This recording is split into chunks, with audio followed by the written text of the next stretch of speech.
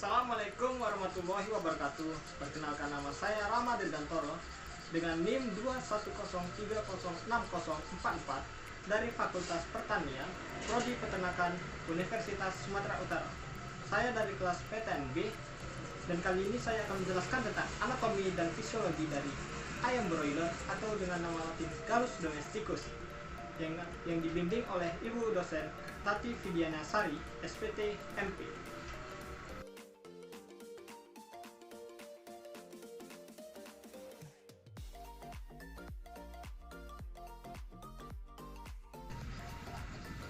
Baiklah, kali ini saya akan menjelaskan tentang bagian-bagian dari tubuh ayam yang kita mulai dari caput atau kepala yang terdiri dari bagian rostrum atau paruh.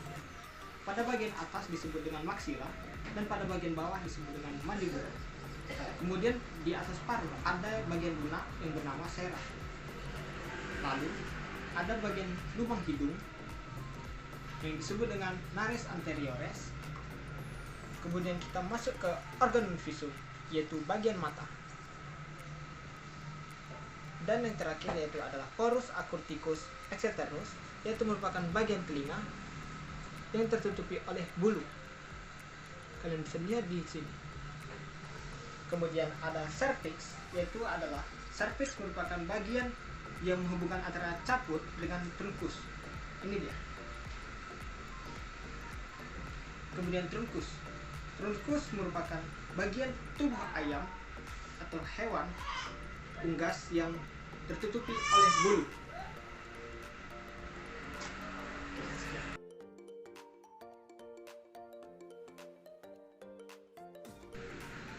Selanjutnya kita akan memasuki bagian ekstremitas anterior yang dimulai dari humerus atau tulang lengan atas, kemudian masuk kepada ulna atau tulang hasta, kemudian masuk ke fossa carpalia atau tulang pergelangan tangan, lalu masuk ke carpometacarpus atau yang disebut juga dengan tulang telapak tangan, dan masuk ke digiti.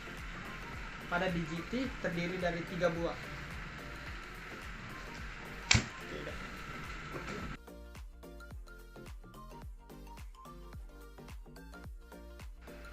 Baiklah, selanjutnya saya akan menjelaskan tentang ekstremitas posterior yang terdiri dari 6 bagian yang dimulai dari os femur atau paha, kemudian ada patella, lalu dilanjutkan oleh tibiotarsus, dan pada bagian belakang telapak ayam atau bagian menonjol pada kaki ayam bisa disebut dengan fabula, lalu pada tulang pergelangan kaki ayam disebut dengan tarsometatarsus, dan yang terakhir ada phalanx atau tulang jari. Berdasarkan fungsinya, ekstremitas posterior pada ayam berfungsi sebagai paddling pipe atau disebut juga dengan untuk berjalan dan mencari makan pada tanah-tanah. Oke.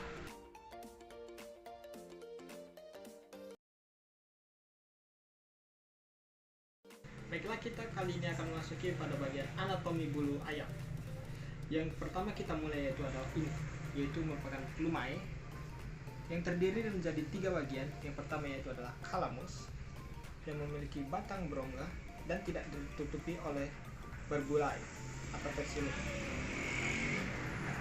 Kemudian yang kedua itu adalah rachis, batang yang menyambungkan antara vexillum dengan calamus atau yang biasa disebut rachis. Lalu yang ketiga itu adalah vexillum, yaitu merupakan kumpulan berbulai yang menempel pada rachis. Oke, selanjutnya kita akan memasuki plumulae. Bentuknya hampir sama dengan plumae, cuman ini lebih kecil dan juga calamusnya lebih pendek dan berbulainya lebih halus daripada plumae. Lalu yang ketiga adalah filoplumae. Pada filoplumae, calamusnya lebih panjang dan juga bentuknya lebih kecil, dan pada ujungnya terdapat terdapat berbulai. dan berbentuk seperti pohon beringin yang kecil.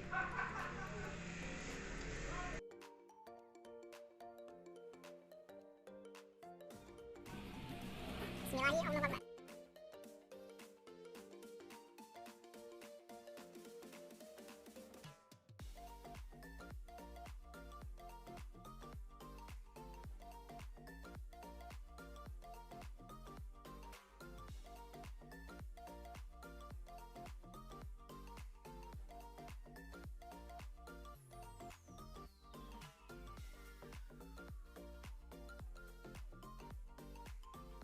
Baiklah, kali ini saya akan menjelaskan tentang saluran pencernaan pada Gallus domesticus atau ayam broiler.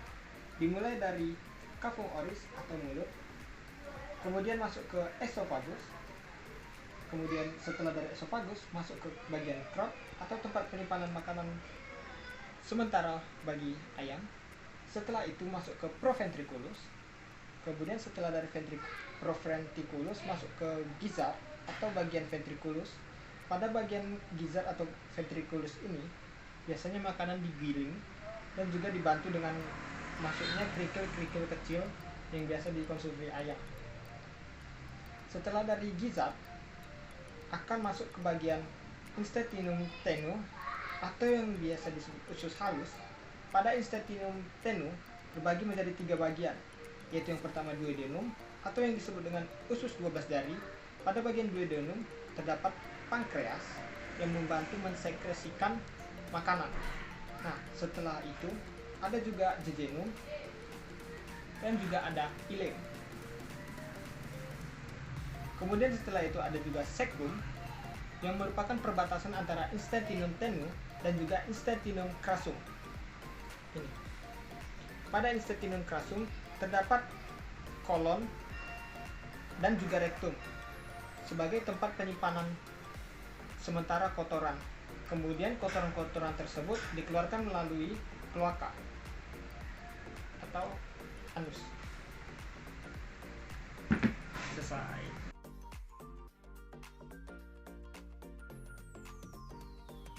Baiklah, kali ini kita akan memasuki bagian saluran pernapasan pada Gallus domesticus atau ayam broiler. Yang pertama dimulai dari nares atau lubang hidung, kemudian dari nares tersebut masuk ke mulut atau cavum oris. Setelah masuk dari cavum oris, dia akan bersalurkan menuju sini atau yang disebut glotis. Setelah dari glotis, dia akan masuk ke dalam faring. Dia akan masuk ke dalam laring. Setelah masuk dalam laring, dia akan menuju ke bronchus atau broncheolus. Setelah itu masuk ke pulmo atau paru-paru.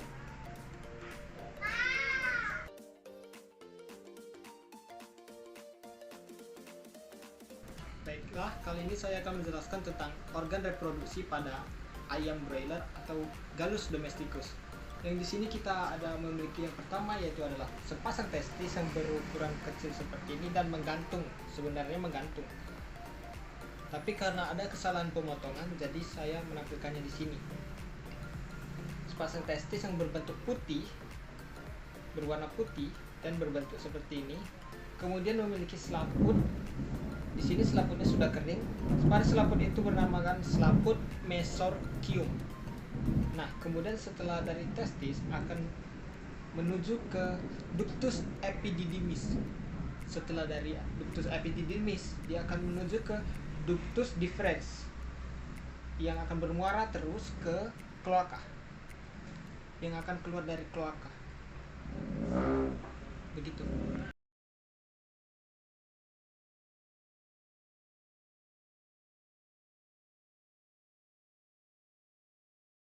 Baiklah, kali ini saya akan menjelaskan tentang sistem saraf pusat pada otak atau biasa disebut dengan sistema nervosum otak. Oke. Pada bagian ini terdiri dari 4 bagian. Yang pertama yaitu adalah cerebrum yang merupakan bagian terbesar dari otak, yang terdiri dari otak kiri dan otak kanan. Kemudian di bagian bawahnya lagi ada namanya cerebellum.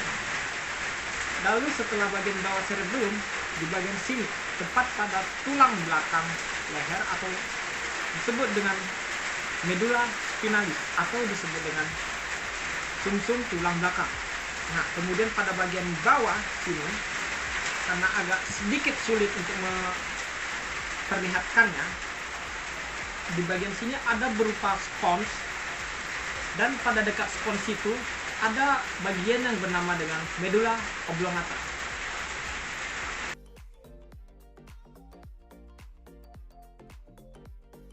Baiklah, kali ini saya akan menjelaskan tentang tractus pancreaticus yang berawal dari hepar atau yang bisa kita sebut dengan hati. Kemudian dari hepar tersebut akan menyalurkan cairan empedu ke dalam sini, ke dalam empedu atau yang biasa disebut dengan vesica velea atau kantung empedu. Dari vesica velea tersebut akan menyalurkan cairan empedu ke duodenum yang memiliki kranial atau bisa kita sebut dengan pankreas.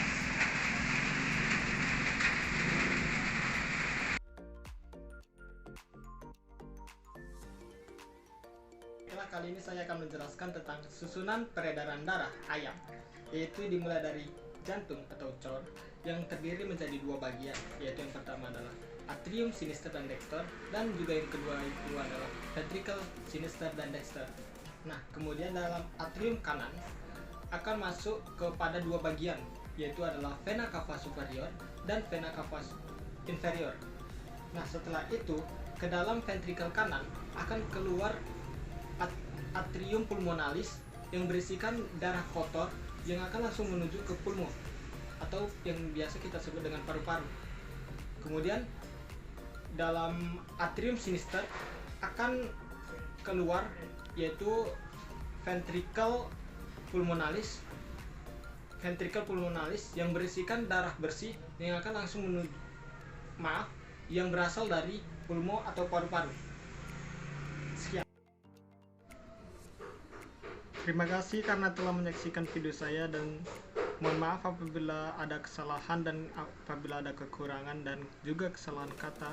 Saya undur diri, dan jangan lupa klik like and subscribe, dan jangan lupa share dan komen ya. Oke, terima kasih. Goodbye. Assalamualaikum warahmatullahi wabarakatuh.